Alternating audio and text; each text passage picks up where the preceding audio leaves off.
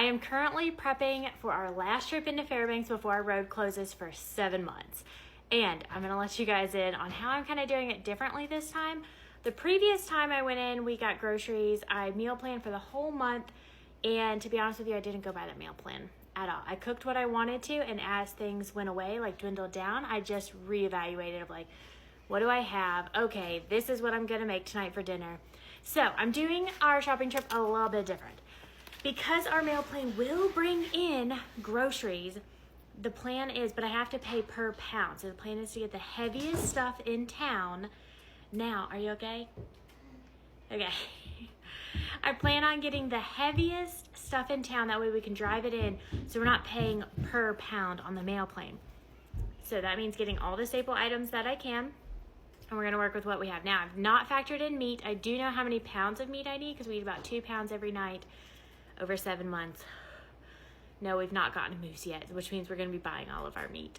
Okay, anyways, for Costco, so for flour, how much I use? 800 pounds for 7 months.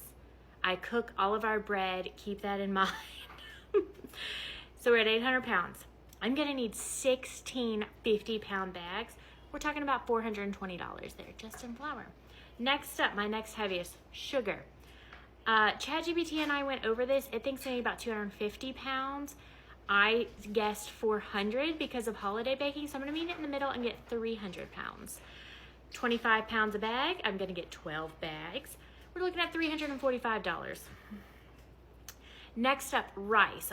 So we actually don't eat a lot of rice, but I still always have some on hand. And I'm going to be cooking it for my dogs this winter. That's just an extra staple to warm the belly, and so they'll also be getting rice. I'm gonna plan 200 pounds for that. 50-pound bags, we're gonna be getting 4, so that totals about $230. Chocolate chips, again with the baking.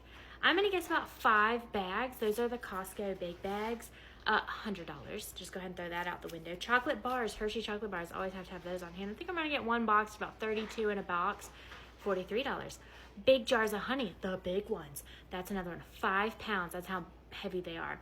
I'm gonna get 3 of them at $52 because I used 1 in about 2.5 months. I'm just basing it off that. Last but not least, butter. We've all been through this conversation before. There 4 comes in a pack. There's 4 boxes, 16 sticks, and those 4 total in the whole thing. I'm gonna get 14 packs, and we're looking at $241.50.